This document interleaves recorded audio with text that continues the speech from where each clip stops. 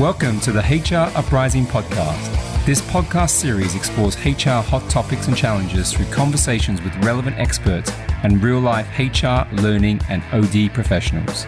The HR Uprising is about learning through collaboration and evidence-based action. We want colleagues to have the confidence and skills to rise up through their organizations by delivering real, lasting business value.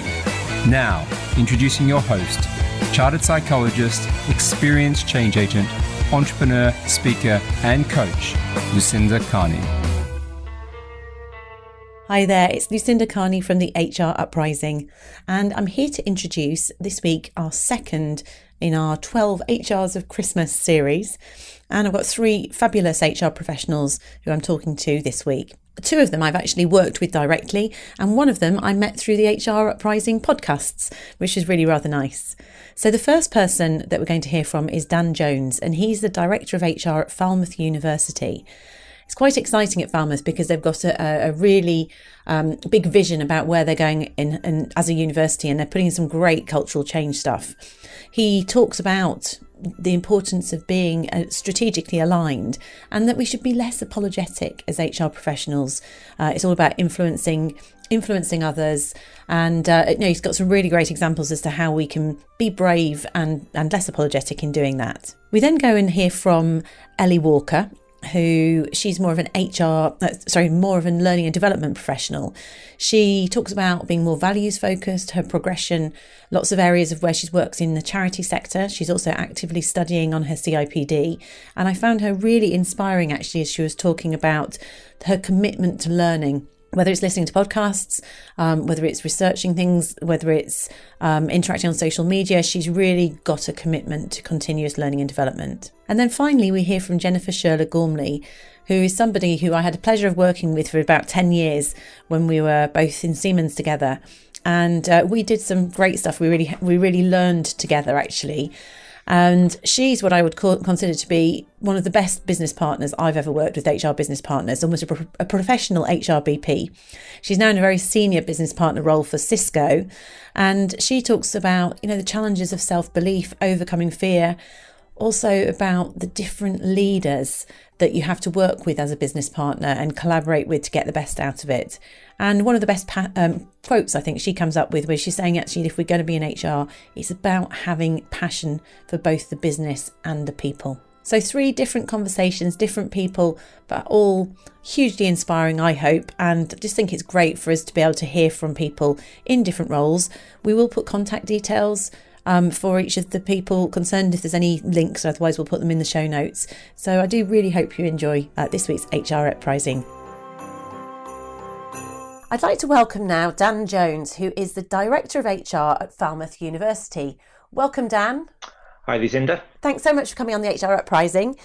We were chatting earlier, but obviously one of the benefits of this, or the ideas behind this 12 in 12, is understanding a bit about people's journeys through their HR journey, essentially. Would you be kind enough to talk us through, how you got to being in this position? Yeah, sure, no problem. So I guess my kind of career started off in the NHS, working in a HR advisory role, working in both acute and community provision. So that was kind of a great opportunity for me really to start to develop some of that core HR practice. It's a very structured organisation, lots of good kind of policy and process. So that was a nice sort of starting point, I guess, to learn some of the trade. But having been there for a number of years, so sort of coming up for 7 years in the NHS, what I started to realise I was missing was that ability to really link the people strategy and the people activities to some of the more commercial activity and commercial strategy. So moved across to a large outsourcing firm, working across multiple different business lines that they had within there. And that was a real sort of learning journey in terms of not having a one-size-fits-all approach, each different division, each different business line needing a very different approach to how we kind of came at the HR strategy and people plans. And also it moved me into an organisation that had a much bigger geographical spread and a large workforce spread across the UK. So actually that approach to HR for me then had to become much more one of kind of advisory and coaching, because it was impossible to be sort of hands-on to managing some of those activities. So less doing and more sort of business partnering type? Yeah, absolutely. Heading in that direction. And I think kind of, also having confidence, that learning to have confidence that actually after you've coached and upskilled managers, they are perfectly capable and perfectly good at making some really robust, sound decisions. So empowering them to be able to get on with that, and you're forced to do that just through simple fact of not having enough time to be everywhere at the same time. Just before you go on to your next one, out of curiosity, did you do an HR degree? What made you decide to get into HR in the first place? So I did a general business studies degree, and during that degree, I specialised in HR and had the opportunity. So the university I was at, I had the opportunity to do my CIPD accreditation alongside the degree. So as long as you did certain module choices, and there were a couple of additional modules that you had to do, it meant you sort of graduated both with the academic degree, but also with the CIPD qualification as well.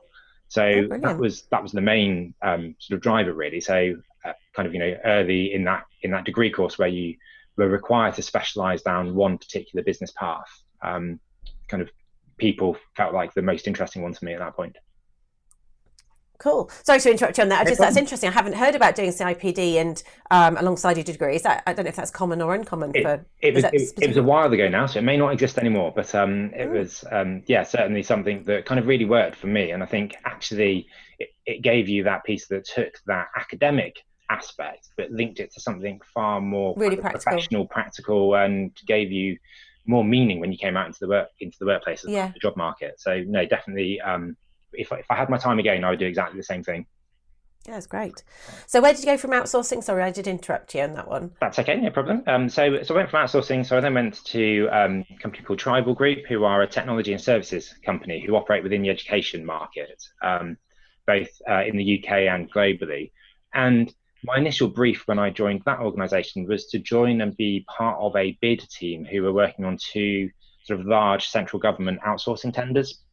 And the role really was one which was come and look at what the people model would look like if we were to be successful in winning those tenders, and then assuming that we are successful, actually work on the transition of the workforce out of central government and into the private sector, and then the cultural change and the reorganisation that needed to go with that in order for us to be able to get to an operating model that was kind of delivering the KPIs and also profitable and would work in the private sector as well. So the organisation was successful. We secured both of those contracts, which moved a significant number of people out of central government into private sector. So there was then a good couple of years of sort of cultural transformational change with that workforce, which was really exciting and really interesting to kind of be part of that journey.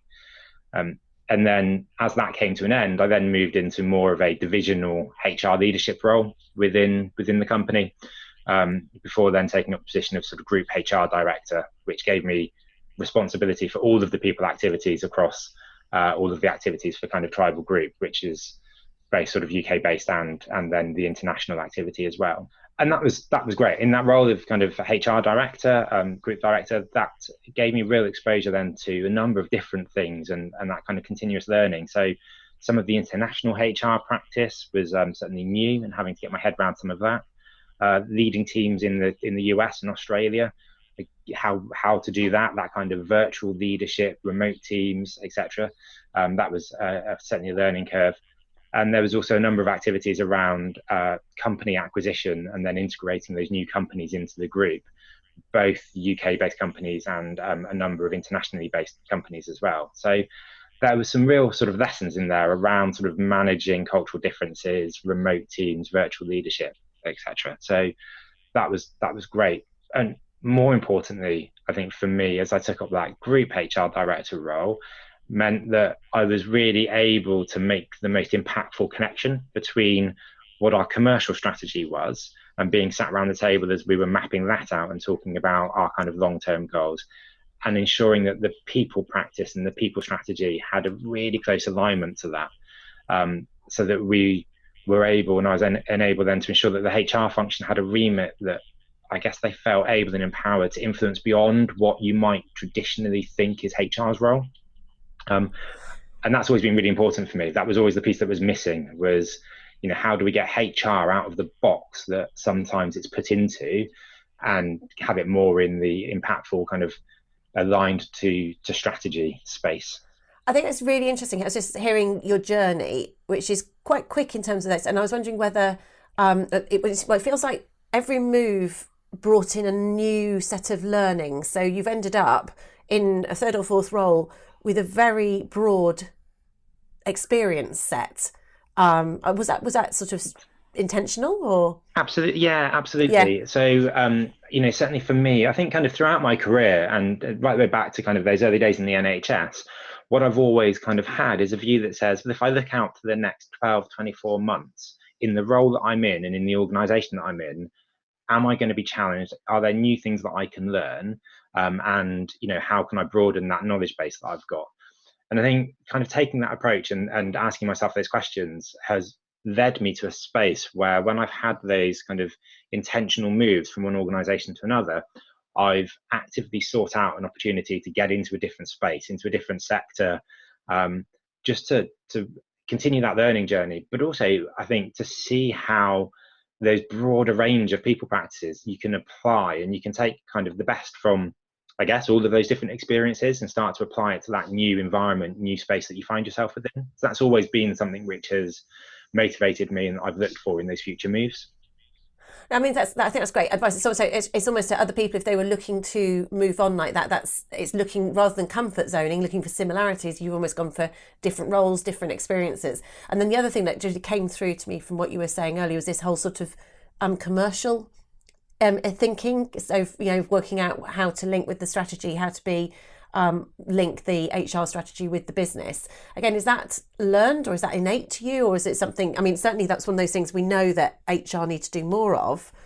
I think so. I guess some of that is some of it's learned. Some of it comes from, I guess, those early days of kind of degree, doing a kind of a general business degree. So my interest was always in the overall activities of the business, of the organisation, and what I've kind of, I guess, sort of learned and seen through every sector, every role that I've had is, regardless of whether an organisation positions itself as a technology firm or in the higher education space or whatever sector it's in, every business is a people business.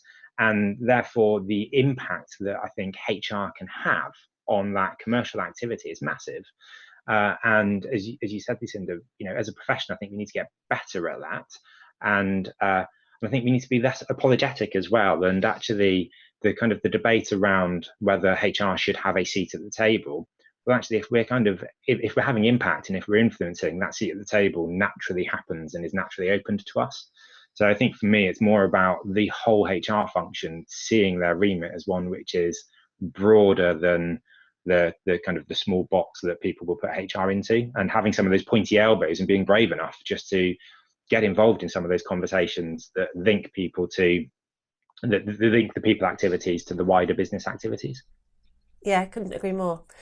So I feel, I mean, you kind of asked some of my follow-up questions already in terms of, we know you went on then to Falmouth, didn't you, from that role you were describing? Yes, absolutely. So you kind of went on to Falmouth, and as you sort of say, again, that intentional looking for something different, and in a sector that was going through a significant period of change as well, and continues to go through a significant period of change. So that always presents learning opportunities as well.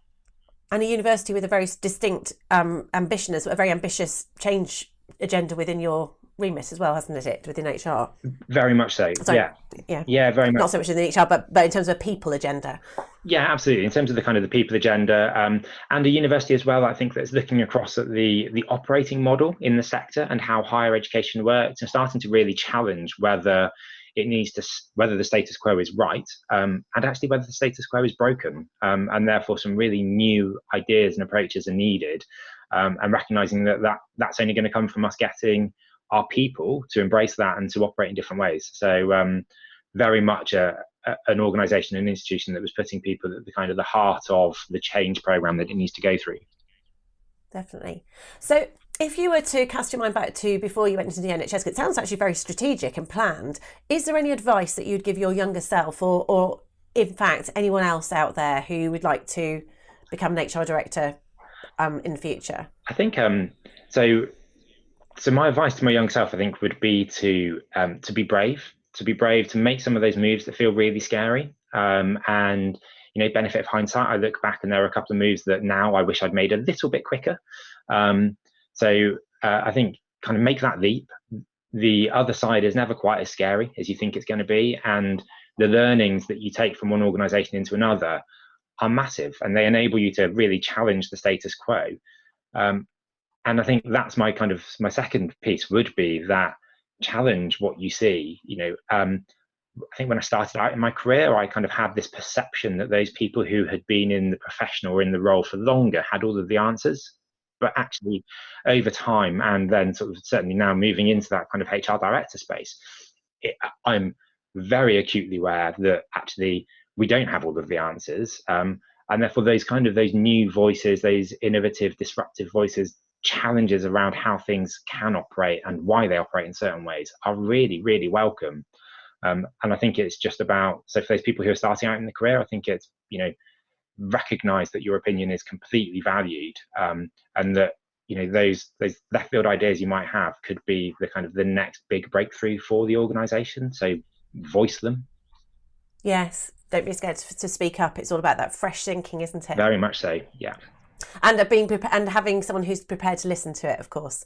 So there's a cultural aspect there in terms of if you're an HR director, are you listening to that fresh thinking? And if you're someone starting out, speak up, and hopefully you'll be listened to. Yes, yeah, definitely. And as you say, there is certainly a kind of a requirement on myself and kind of colleagues in senior positions, HR directors, and other any leadership role to make sure that everybody has the space to have that voice and to be listened to. Yeah, definitely. So, final question. If you were to have a superpower, if you felt that HR could have a superpower, or it could make a magic wand or something like that, light-hearted idea, what do you think it should be to transform the profession? So I think for me, it would be around emotional intelligence and insight, giving everybody, if we could give everybody that power of insight to be able to see the impact that their actions, their behaviors, their decisions, their words, whatever, have on those around them, and to be able to see that in advance and therefore think a little bit more about what they were doing. I think it would be that.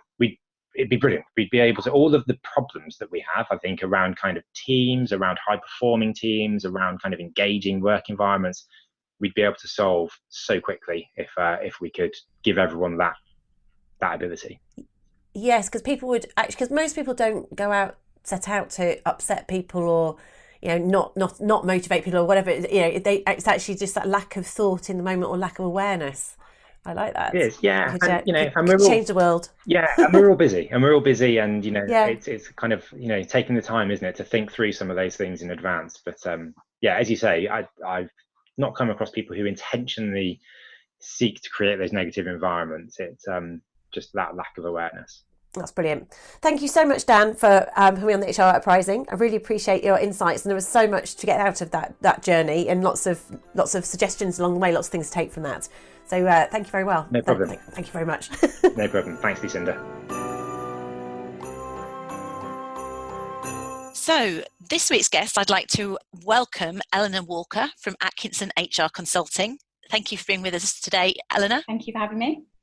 So in terms of, well, as you know, from all of our 12 HR colleague conversations, we've got a nice little structure that we're running through. And the starting point is, what would you describe as your potted career history, just to give us a feel from where you've been in your journey to date? Okay, so my first role after leaving university was in customer services. So I worked in a couple of call centres for some quite big, well-known organisations in the UK.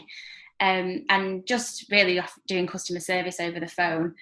And as part of one of those roles, I got an opportunity to go into the quality monitoring team. So that involved listening to customer service calls and having the opportunity to give feedback and help people to become a little bit better in the experiences that they were offering to our customers.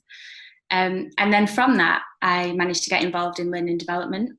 So I was helping the learning and development team to understand some of the challenges that our employees were having and how that was impacting on the customers. And I just fell in love with it straight away. So I really enjoyed having that impact on the organisation, putting myself in the shoes of the customer and trying to help our employees do the same thing to really try and enhance our customer experience, really.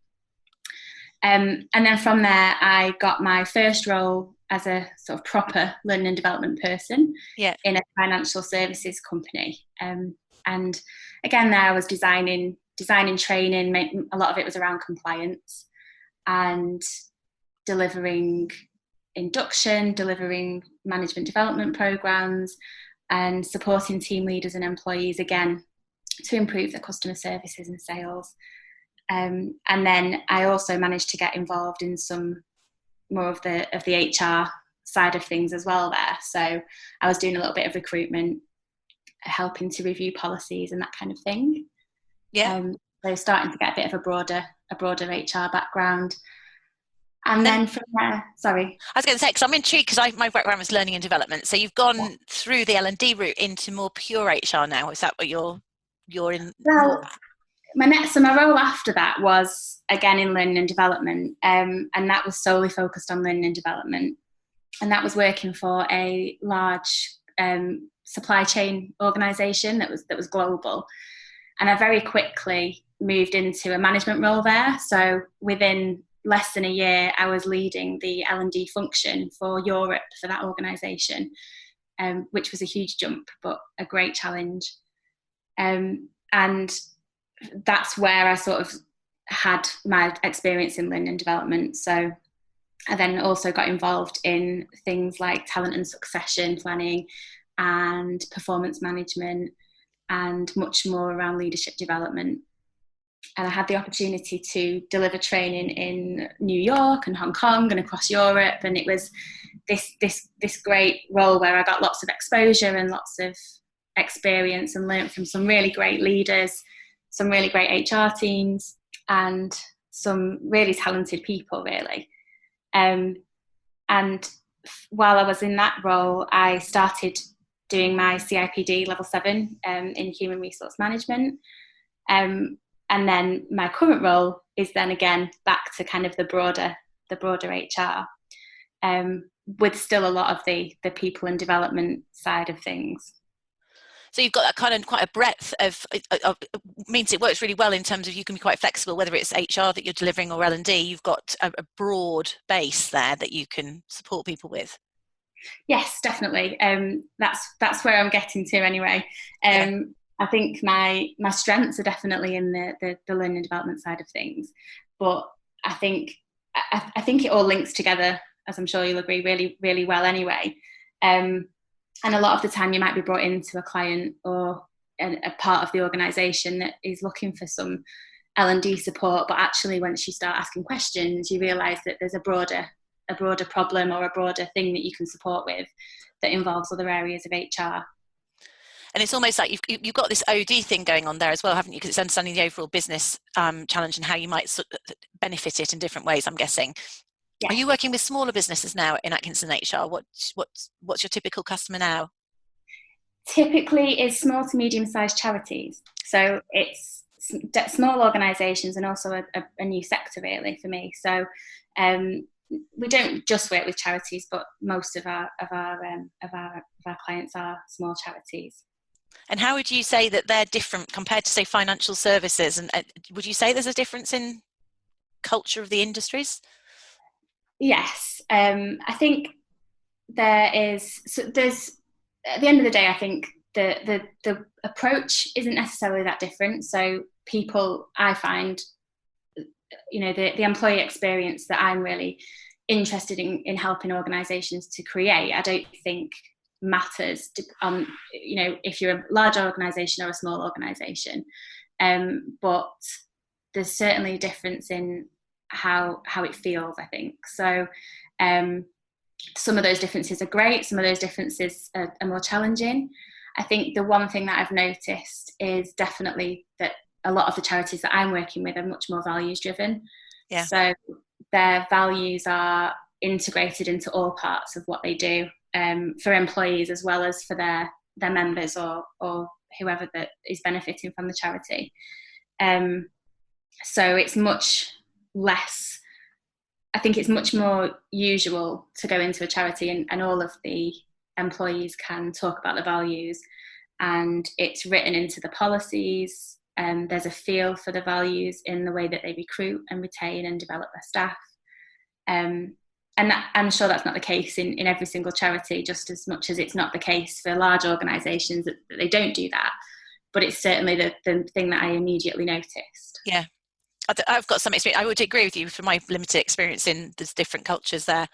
And it can be a good thing and a bad thing, I think, actually, because being very values driven is great if it really is woven in and everyone lives up to it. But it can also create challenges if people are perceived as not living the values, or just using lip service to it. So it's an interesting one. I mean, and actually on that, so we talked about challenges. You've noticed you've had some exciting challenges both in your international role and currently.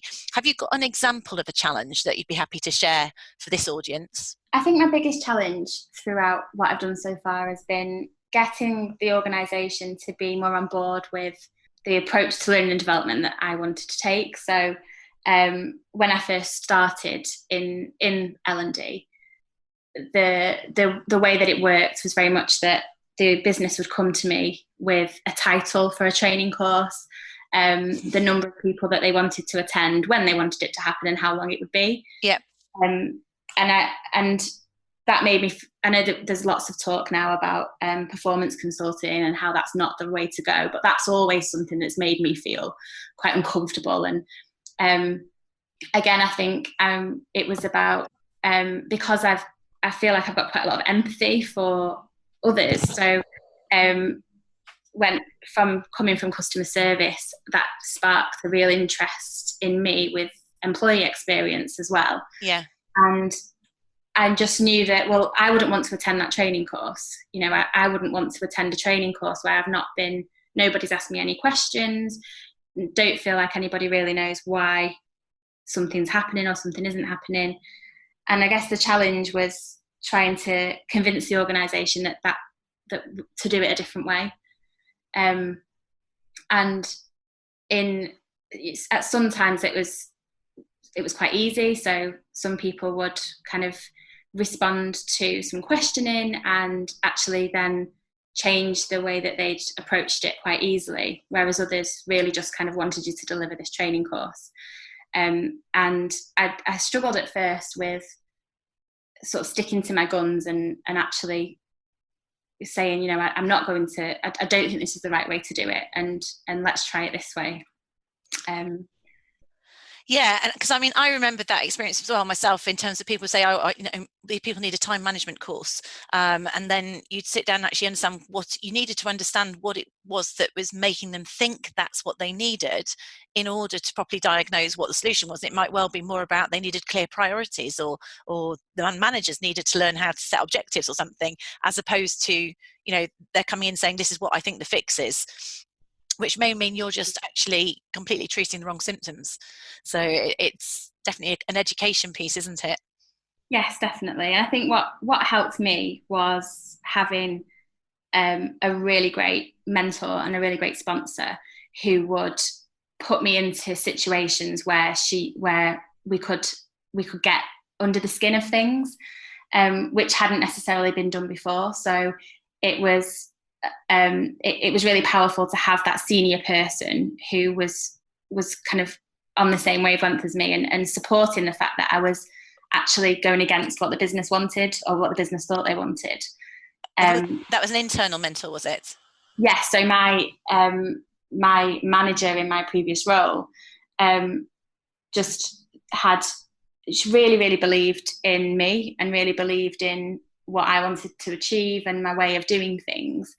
And if I hadn't have had that, I think it would have been even more of a challenge, because she was very much on my side and would listen to what I wanted to do. And if she came to me with, this part of the business wants a time management course, and I challenged that, she would always agree with my challenge and support me in going back to the business and trying to find another way around it.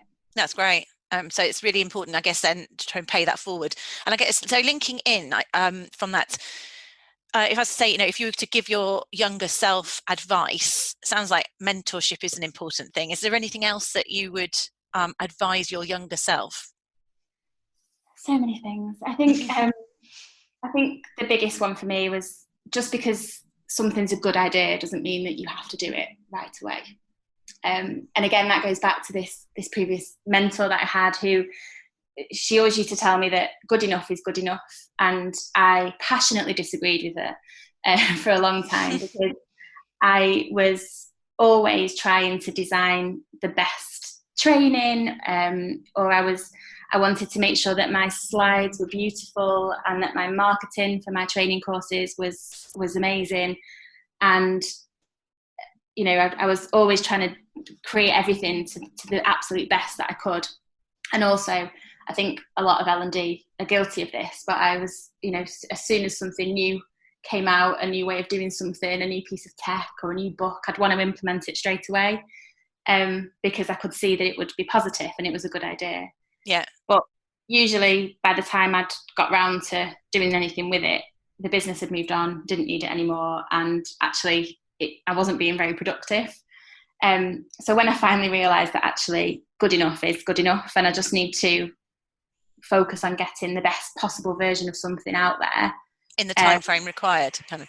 Yeah, and then make it better later. So yeah, listen to how people respond to it. Does it work? If not, scrap it. If it does, but we could improve it, then let's do it more slowly.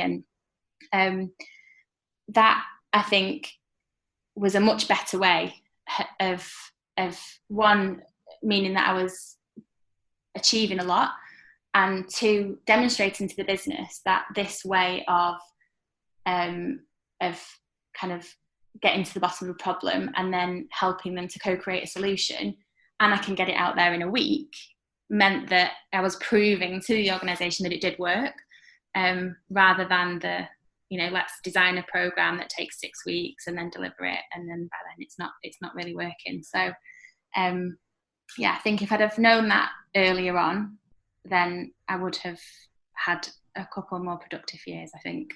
It's a bit like agile product development. It's because it's quite easy if you go off into a darkened room to go and get creative to almost go away from the original brief. So it's almost, if you come in and do something, then bring it out and test it with the organisation and then tweak it. It's probably a better way, isn't it? On hindsight, it's easy to do. That's a great tip. Yeah. Okay. So personal aspirations or goals for yourself?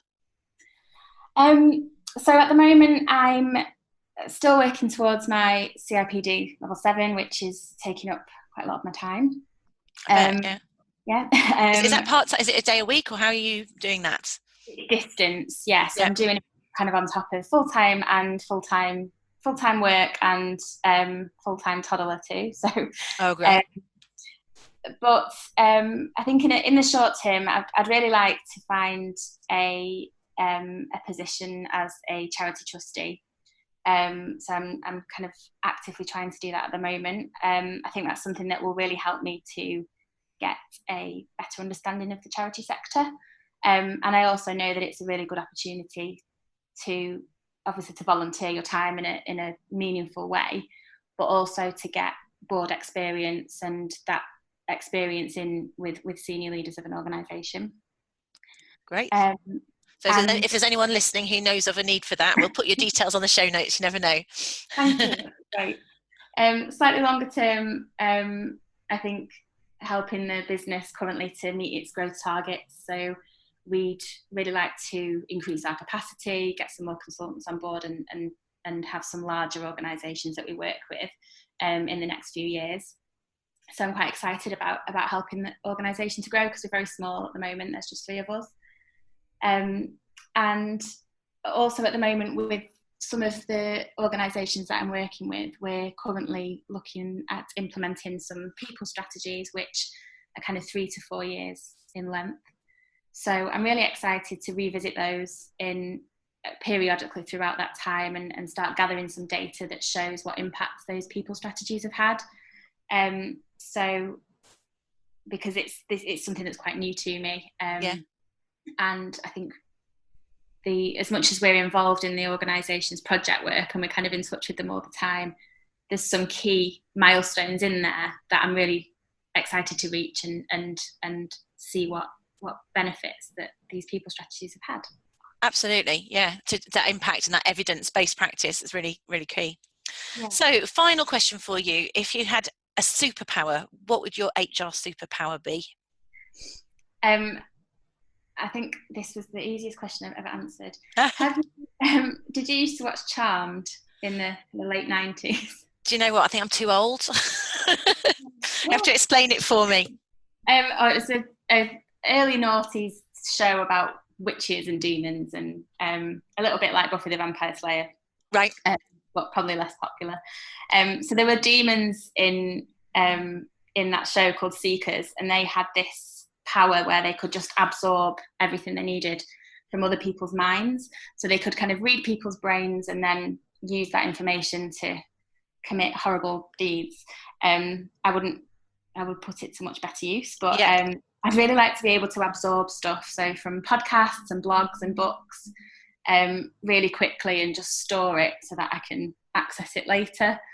I'm constantly reading stuff and listening to stuff, and I, as much as I try and catalogue it and then go away and reflect on it and then come back to it and think about how I can put it into practice, I'm not actually very good at doing that. So I'd love to be able to just scan something, record it, and then have it forever. Yeah, and knowing where it is. I see great stuff now, and it's working out how to file it and find it when you want it, isn't it, later? That's half the battle. I think that's really good self-awareness, isn't it? As an L&D person, often, do we spend enough time learning and ourselves? And there's so much information out there. So to be able to, absorb the maximum amount of it so you could put that much more value back, it would be great, wouldn't it? If you get the secret, let me know. I will. Thank you so much, Eleanor, for coming on. It's been really great talking to you. I wish you lots of success with your future goals and challenges. Thank you, Lucinda, and thank you so much for having me. A pleasure.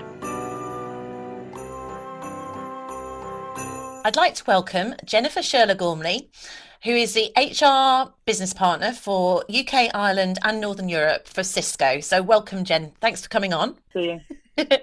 So, as you know, we're doing this little run-in for Christmas. So we wanted to get some ideas about your career path to date and to inspire other HR uprisers out there about how you might go on an HR journey, such as your own. Do you want to run us through your journey to where you are now?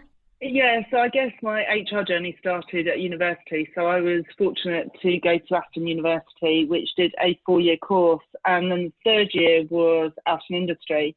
And I managed to get a placement at Hewlett-Packard for a year in their HR department, specifically in compensation and benefits.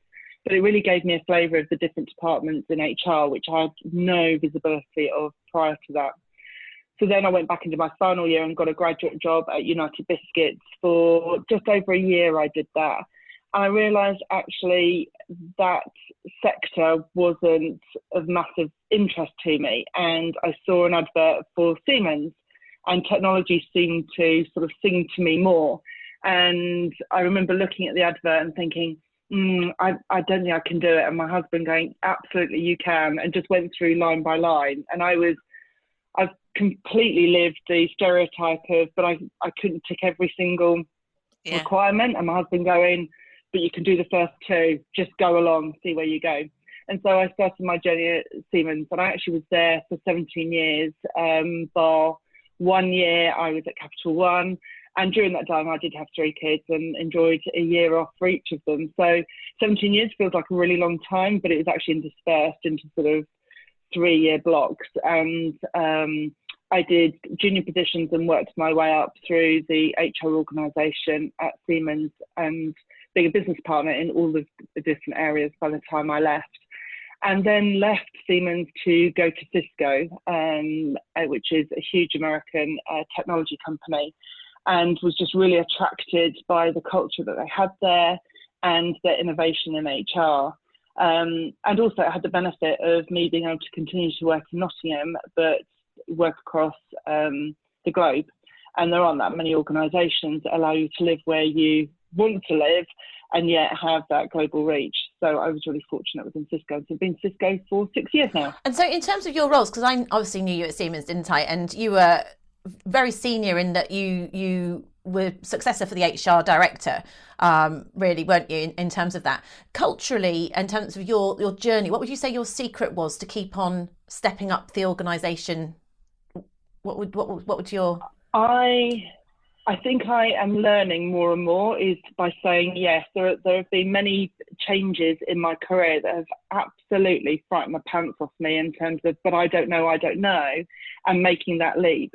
Now I'm exceptionally risk averse in my personal life, and so sometimes I really do have to gulp down that sort of fear of, but I don't know, and just taking a leap anyway. And I have been fortunate in the leaders that I've worked for, in that they have also provided me sometimes with a bit of a boot up my bum to go, come on, cross over that edge of uncomfiness. So I think, just going in and doing the different departments. So as HR business partner, experiencing the different functions and the different leaders that go with that. And yes, you can be stereotypical about sales and marketing, but there are a whole range of leaders even within sales and marketing. And going into the engineering functions, the customer service, I think just helps provide you with a greater degree of understanding of the business. And frankly, if you don't care about the business and you don't care about people, then you shouldn't be in HR, because if you're just doing one and not the other, you're really missing a trick. So I think having that curiosity and passion for both the business and the people is critical. Oh, that makes total sense. And you're right. So you're saying challenge yourself, right? Believe in yourself, take a risk on things. But I think what you're saying now is, and certainly I observed that, was you really did understand your customers, didn't you? You really knew the needs of your internal customers plus the needs of the business, and it was always about actually having that passion to deliver for both. Something I think you're always very highly rated for those aspects. Yeah, and I think there is always a line to be crossed, because it's not going native in that part of the business and not getting sucked into their drama and them being so very different. So there are differences. You need to understand them, but equally not making it, overplaying that, because there is more that binds us that's common than is different. And so I think, where I've seen sometimes my colleagues have overstepped the mark, has not really served them well. The business might think that they're the best partner, but actually they're not serving the macro business overall. So I think it is towing that line, which is sometimes a difficult one to tread. Yeah, getting the balance. So I suppose that links into the second question, which is about challenges. And I guess that would be one of them, towing the line and finding that balance. Are there any other HR challenges that you'd share that would be useful to this audience? For me, I think it's either thinking or pretending that you know it all. Just because you are an HR professional doesn't mean that you have the monopoly on all things people. And in fact, having the curiosity and openness, I think, is critical, because great ideas can come from anywhere, and that it might need some HR help to feed that idea and progress it. And if you think you know it, or you're pretending you know it, I think you come unstuck. People can sense that. And I don't think we have got the monopoly on that. And no one person is the same. So even if you've read your psychology books, Lucy, you've done psychology, it doesn't suddenly mean that you're an expert in everything and everyone. So I think having that open-mindedness and curiosity. Absolutely. Managing with everybody, everyone's always there to surprise you at some point. No opportunity to get smug. We were talking about that earlier, weren't we? And in any area of life. So managing those different areas, being open-minded, not being humble, almost having that humility to think that other people might have those answers. It's not about, and actually that's interesting, isn't it? Sometimes maybe we put pressure on ourselves that we've got to be the expert, and there's nothing wrong with going out and getting the answers from others. Yeah, and to say, look, actually, I need to understand more before I can think of what that solution can be, or let me reflect on that, and not feeling like in that meeting or in that moment you have to have the answers, because there are so many areas of grey and not one formula that will get you to the end solution. So I think being open-minded is critical. Yeah, and not letting yourself be put on the spot to come up with the answer, giving yourself a chance to go and gather the information. Good, thank you. And then I suppose advice for your younger self. Is there anything that you've found out now after a number of years in the various roles that you mentioned earlier, maybe having more self-confidence and taking risks. Any other advice that you'd give a younger self? Yeah, I think something that I've put a name on it recently over probably the last 3 years or so are the saboteurs in my head. So your gremlins that sit on your shoulder. And I think identifying those and understanding where they're playing. And mine are a lovely cocktail of high achiever and people pleaser. So I set myself ridiculous standards that I possibly have no hope in actually achieving, and also pleasing everybody along the way, of which we know you can't please everybody. Yeah. So when you look at that piece of having the answer, then I think that's where, you know, I think probably when I first set out, I knew what I didn't know, but I wanted to pretend that I knew it. And so I think if I could just say, just be calm, just breathe, and just, you know, ask, spend your efforts in asking really powerful questions, and then giving yourself time to breathe to then think of, okay, now what is the solution to that issue, rather than your brain panicking and going, somebody's come to you with a problem and you've got to have an answer within a sentence. So I think just that sort of getting your gremlins or your saboteurs under control, wrestling those to the ground, and just, you know, having that humility, but that confidence in the humility. Absolutely. And let yourself have that time, is what you're saying, just as well. Don't feel you've got to rush. Yeah, great. Yeah, and spend your efforts in the powerful questions, because that will help you. It will help you give you time and also get to a more powerful solution. In terms of powerful questions, have you got any favourites? And I'm putting you on the spot there in terms of ones that have worked for you. I guess I don't have a script of powerful questions, because I think it is just allowing the questions to come to you in the conversation, which again quiets the head down. Because I think for me, if I had these are the best questions to ask, then you're almost going formulaic, and then again you're not listening. So it's natural. No, I can't think of my top three. I could possibly at the end of this week think what were the ones that unlocked in those conversations, but I think it's just being really present in that conversation to understand, and let your curiosity guide you in the questions rather than the powerful. Absolutely. You know, because always the thing is you spin about going, oh gosh, I've got to ask a really powerful question. I remember when I first started interviewing, I was like, oh my gosh, they're going to find me out if I don't have really good questions, ones that really stitch them up. And actually, if you just let yourself be there, present in the conversation, actually, and let the curiosity build, then that's where your questions will come, and they're a lot more authentic. Yeah. Yeah, so it's being real and asking the real ones, because you're there and present. So just on that, a sort of side question: have you had any formal training or development? Was there any development that's helped you along the way, or do you wish you'd had? I think there's some powerful training I've had in the since coming to Cisco. Is we have a program that is called Conscious Leadership. So it's really understanding who you are as a leader, and then understanding who do you want to be. Yeah, where are the areas that you're strong and you want to be even stronger, and where are the areas that you want to work on. So it was a really powerful self-development program that wasn't trying to get to, you know, an end of you are a Cisco leader and a cookie cutter. It was really trying to get to who you are as an individual and who do you want to be.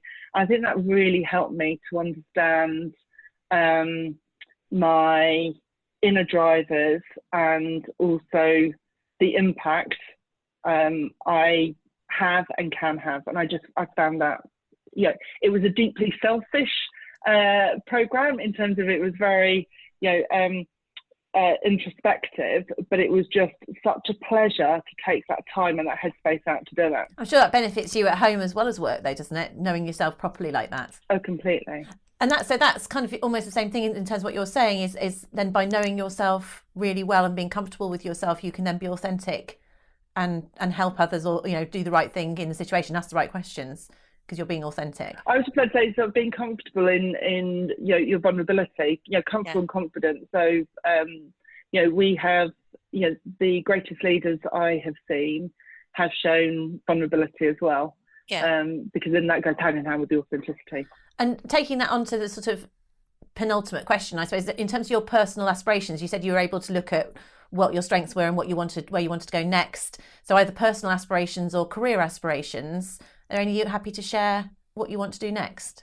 For me, business partnering has always been key. So I think where I am able to partner great leaders with, you know, great performing or maybe even underperforming organisations, but you've got a great leader there that is really fired up to turning it around, then that will always hold my interest. And whether that comes, higher up in the organisation, then great. But I think I'm more interested in the interesting work and that balancing with my personal life as well. And what's interesting work? What's interesting work for you? Yeah.